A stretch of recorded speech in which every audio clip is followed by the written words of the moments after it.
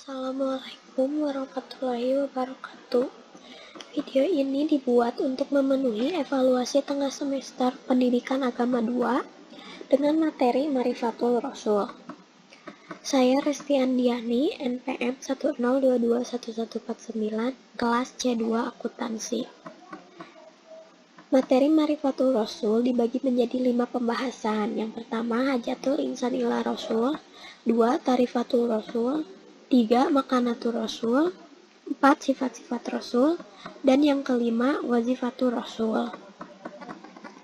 Hajatul Insan ila Rasul, atau kebutuhan manusia kepada Rasul. 1. Al-Insan. Al-Insan, manusia, adalah ciptaan Allah yang diberikan banyak kelebihan dan keutamaan dibandingkan dengan makhluk lainnya. 2. Fitrah. Fitrah yang ada pada manusia dapat menilai baik buruk tingkah laku masyarakat ataupun dirinya.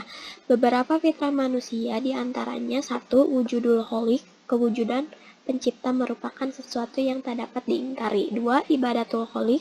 Ketiga, hayatul mudatumah. Lalu ada hidayatul Rasul. Jika kita hendak mengikuti perintah Allah, maka kita mesti mengikuti perintah Rasul. Di antaranya 1. Makrifatul kholik. Petunjuk Rasul digunakan untuk mengenal Allah. Dan yang kedua, minhajul hayah. Petunjuk Rasul juga digunakan untuk mengamalkan Islam yang benar dan yang diridhoi oleh Allah Subhanahu wa Ta'ala. Keempat, ibadatul shohih. Ibadah shohih adalah ibadah yang menyembah Allah dengan panduan mengikuti Rasul. Pembahasan kedua, Tarifatul Rasul atau pengertian tentang Rasul. Ada 2 kata kunci untuk memahami definisi ar-Rasul. Pertama, hamilur risalah, membawa dan menyampaikan risalah. Dan yang kedua, qudwatu fi tatbiqi risalah, yaitu menjadi contoh bagi umat manusia dalam melaksanakan ajaran yang dibawanya. Rasul yang diutus oleh Allah Ta'ala memiliki ciri-ciri khusus, diantaranya 1. Memiliki asifatul asasiyah, sifat asasiyah, yakni sifat-sifat dasar yang layak baginya, misalnya sifat sidik, amanah, tablik, dan patonah. Kedua, memiliki al-mujizat, mukjizat, yakni perkara luar biasa yang dapat dilakukan dengan izin Allah untuk melemahkan mereka yang menentangnya. Ketiga, adanya al-bisyarat, berita gembira kedatangannya. Kabar gembira kedatangan seorang Rasul ada kalanya telah diberitakan oleh Rasul-Rasul sebelumnya. Keempat, adanya anubuat, berita-berita kenabian. Setiap Rasul senantiasa membawa berita dari Tuhannya melalui wahyu berisi ajaran, perintah dan larangan, atau peristiwa-peristiwa masa lalu atau masa yang akan datang. Dan yang kelima, adanya as-samarat, hasil dakwah yang dilakukannya. Di antara hasil dakwah yang diwujudkan Rasulullah Shallallahu Alaihi Wasallam adalah munculnya generasi unggul dari sisi keimanan, ilmu dan amal, sehingga mampu berkuasa di muka bumi dan menebarkan ajaran Islam ke seluruh penjuru. Pembahasan ketiga, ada makanatul Rasul, kedudukan Rasul. 1. Abid min ibadillah, hamba di antara hamba-hamba Allah. Yang membedakan Rasul dengan manusia yang lain ialah Rasul mendapat wahyu, yaitu menyuruh kita mengilahkan Allah saja. 1. Insan manusia. Dalam Quran surat Al-Furqan ayat 7-9, Allah berfirman bahwa dan mereka berkata, mengapa Rasul itu memakan makanan dan berjalan di pasar?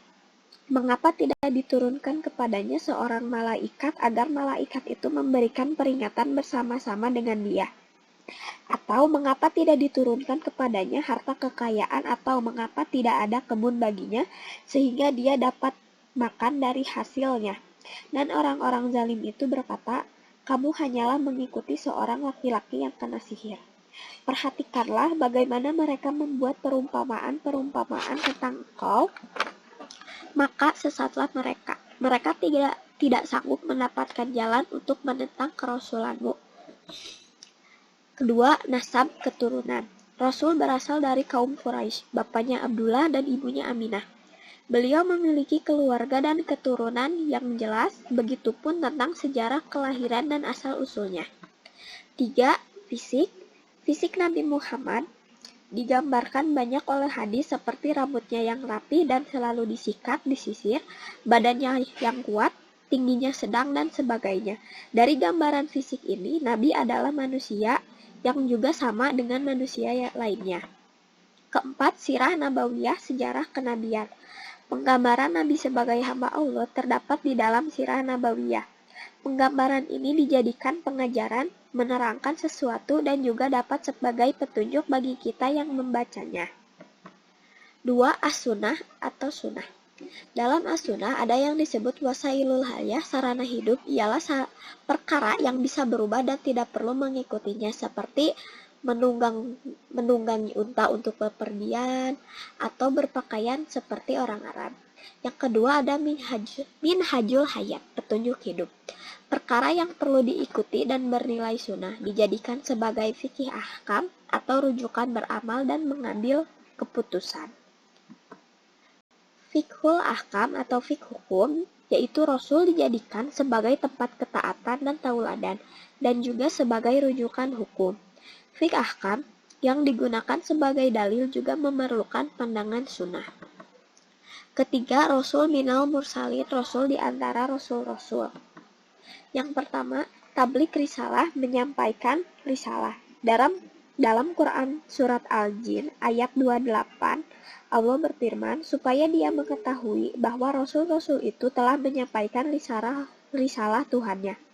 Sedang sebenarnya ilmunya meliputi apa yang ada pada mereka dan dia menghitung segala sesuatu satu persatu. Kedua, adaul amanah, menunaikan amanah. Quran Surat Al-Ma'idah ayat 67, Allah berfirman, hai Rasul, sampaikanlah apa yang diturunkan kepadamu dari Tuhanmu. Dan jika tidak kamu kerjakan apa yang diperintahkan itu, berarti kamu tidak menyampaikan amanatnya. Allah memelihara kamu dari gangguan manusia, sesungguhnya Allah tidak memberi petunjuk kepada orang-orang kafir. 3. Imanatul umat, pemimpin umat. Dalam Quran Surat Al-Ma'idah ayat 41, Allah berfirman, maka bagaimanakah halnya orang kafir nanti apabila kami mendatangkan seseorang saksi Rasul dari tiap-tiap umat dan kami mendatangkan kamu Muhammad sebagai saksi atas mereka itu. Keempat, dakwah nabawiyah, dakwah kenabian. Dalam Quran Surat At-Taubah ayat 40, Allah berfirman, jikalau kamu tidak menolongnya Muhammad, maka sesungguhnya Allah telah menolongnya, yaitu ketika orang-orang kafir, musyrikin Mekah mengeluarkannya dari Mekah, sedang dia salah seorang dari dua orang ketika keduanya berada dalam gua. Di waktu dia berkata kepada temannya, janganlah kamu berduka cita, sesungguhnya Allah beserta kita. Maka Allah menurunkan keterangannya kepada Muhammad dan membantunya dengan tentara yang kamu tidak melihatnya. Dan Al-Quran menjadikan orang-orang kafir itulah yang rendah, dan kalimat Allah itulah yang tinggi. Allah Maha Perkasa lagi Maha Bijaksana. Pembahasan keempat yaitu sifat-sifat Rasul. 1. Al-Basyariyatul Kamilah, kemanusiaan seutuhnya. Sebagai manusia biasa yang mendapat wahyu, Rasulullah dan Rasul-Rasul lainnya tidak berhak mendatangkan hal baru yang tidak dikehendaki Allah. Sebagaimana layaknya manusia, Rasul membutuhkan makan, minum, pergi ke pasar, beristri, berniaga, dan sebagainya. 2. Al-Ismah, terpelihara dari kesalahan dan dosa. Salah satu contoh ismah kepada Rasulullah adalah perintah yang pernah terjadi kepada beliau sebagaimana dimuat di awal surat At-Tahrim. Hai Nabi, mengapa kamu mengharamkan apa yang Allah halalkan bagimu? Kamu mencari kesenangan hati istri-istrimu, dan Allah Maha Pengampun lagi Maha Penyayang. 3. As-sidqu, jujur. 4. Al-fatonah, cerdas. 5. Al-amanah, terpercaya. Dan 6. At-tablik, menyampaikan risalah. Dan ketujuh, al-iltizamul kamil, komitmen yang sempurna terhadap kebenaran. Salah satu contoh, Rasulullah SAW tidak bergeming sedikit pun menghadapi tipu daya musyrikin Quraisy yang berusaha menodai dakwahnya. Rasulullah SAW ala khuluqin azim, yaitu berada di atas akhlak yang agung. Wazifatul Rasul, tugas Rasul. Yang pertama, hamilu risalati dakwah, mengemban risalah dakwah. 1. Rasulullah Shallallahu Alaihi Wasallam melakukan aktivitas dakwah agar umat manusia marifatul khaliq, mempelajari, mengetahui dan mengenal Sang Pencipta, yaitu Allah Ta'ala. sehingga mereka bersedia beribadah hanya kepadanya. Kedua, Rasulullah Shallallahu Alaihi Wasallam membimbing manusia tentang kaifiyatul ibadah, tata cara ibadah kepada Allah Ta'ala. Ketiga, Rasulullah Shallallahu Alaihi Wasallam bertugas menyeru manusia agar mengetahui dan mengamalkan Islam sebagai minhajul hayah, pedoman kehidupan. Yang keempat, Rasulullah Shallallahu Alaihi Wasallam melakukan at-tarbiyah, pembinaan kepada umat, yakni berupa taujihun, pengarahan, dan nasihatun atau nasihat, sehingga iman, ilmu, dan amal mereka tumbuh berkembang. Kedua, iqomatu dinillah, menegakkan agama Allah. Yang pertama, melakukan iqomatul khilafah, menegakkan khilafah, yakni kepemimpinan Islam di muka bumi. Dua, melakukan binaur rijal, membina kader yang menjadi kekuatan inti sehingga estafeta dan roda dakwah dapat terus berputar. Ketiga, menggariskan minhajul dakwah, metode, cara, dan prosedur dakwah untuk menjadi pedoman generasi penerusnya yang akan mengarungi dinamika medan perjuangan sehingga Islam akan tegak hingga akhir zaman. Di antara contoh metode atau strategi dakwah yang pernah dilakukan oleh Nabi Muhammad antara lain A. Melakukan metode dakwah siriyah, yaitu sembunyi-sembunyi kepada orang-orang yang terseleksi. B. Memanfaatkan perlindungan Abu Thalib ketika melaksanakan dakwah jahriyah atau terang-terangan. C.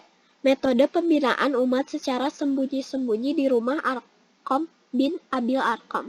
D. Menghindari konfrontasi dan mengambil langkah defensif terhadap orang-orang yang memusuhi dan melakukan tekanan kepada dakwah. E. Mengambil kebijakan untuk membolehkan orang-orang lemah di kalangan kaum muslimin agar menampakkan kemurtadan demi keselamatan jiwa dan menjaga pertumbuhan dakwah. F. Memerintahkan pengikutnya hijrah ke Habasyah atau Ethiopia, kerajaan Kristen. G. Memanfaatkan hukum jiwar suaka yang diberlakukan masyarakat musyrik agar memperoleh keselamatan dalam berdakwah dan beribadah. Dan terakhir, H. Mencari pembelaan dari luar basis teritorial dakwah. Terima kasih, mohon maaf bila ada kesalahan baik itu disengaja ataupun tidak disengaja. Terima kasih telah menyaksikan. Billahi taufiq wal hidayah. Wassalamualaikum warahmatullahi wabarakatuh.